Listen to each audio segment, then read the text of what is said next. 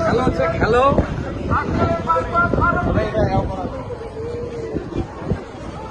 সময়ের উপস্থিতি এবং যুগের তাল মিলিয়ে আজকের এই বাইপাস দাবিতে আমরা এই হরিপুরবাসীর সঙ্গে সামরিক চিকিৎসক পরিষদ একত্রতা ঘোষণা করছি। আমাদের বাইপাস সড়কের দাবিতে উলিপুরের সব স্কুল, কলেজ, মাদ্রাসা, রাজনীতি দল সব একাকার হয়েছে বাইপাস সড়কের দাবিতে। আপনারা দেখেন। আমি আমার সংক্ষিপ্ত বক্তব্য শেষ করছি। আল্লাহ হাফেজ। ধন্যবাদ বক্তব্য রাখার জন্য ভাইকে। সর্বস্তরের মানুষ একাকার হয়েছে আজ বাইপাস সড়কের দাবিতে, মিলেমিশে একাকার। আমাদের আমির আব্দুল জলিল ভাইকে বক্তব্য দেওয়ার জন্য তিনি দরকার করতে চাচ্ছি।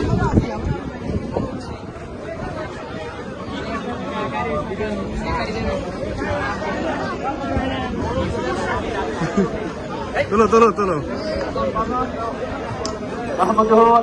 আজ সর্বসাধারণ মানুষের প্রাণের দাবি আমাদের বাইপাস সড়ক। বাইপাস রোডের বাস্তবায়নের জন্য আজকের এই বিশাল মানববন্ধনের সম্মানিত সংগ্রামী উলিপুরবাসী, আসসালামু আলাইকুম রহমতুল্লাহ। অন্যান্য ধর্মাবলম্বী ভাইদের আন্তরিক শুভেচ্ছা, সাংবাদিক বন্ধু যারা আছেন, প্রশাসন ভাইদেরকে আন্তরিক শুভেচ্ছা জানিয়ে আমার সংক্ষিপ্ত বক্তব্য শুরু করছি। আমি আমাদের উলিপুরের নির্বাচিত এমপি মহবুবুল সালিমের পক্ষ থেকে আমাদেরকে মোবারকবাদ জানাচ্ছি। আজকের যে আমাদের এই বাইপাস রোড অনুমোদন হয়েছে, এই অনুমোদন বাস্তবায়নের জন্য যে কোনো ষড়যন্ত্রের মোকাবেলায় আমার রাষ্ট্রীয় সংসদে ভূমিকা রাখবো বরিষ্ঠ ইনশাআল্লাহ। আপনারা কি থাকবেন? জি, আমি পরিষ্কার বলে দিতে চাই, মেঘ থেকে যে কনিষ্ঠ দল আনলে তার সূত্র আছে।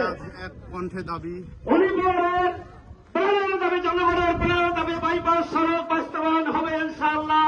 যতই কুচক্রী হন, যতই ষড়যন্ত্র করুক, উলিপুরের জনগণ তাদের ন্যায্য দাবি ছিনিয়ে আনবে ইনশাআল্লাহ।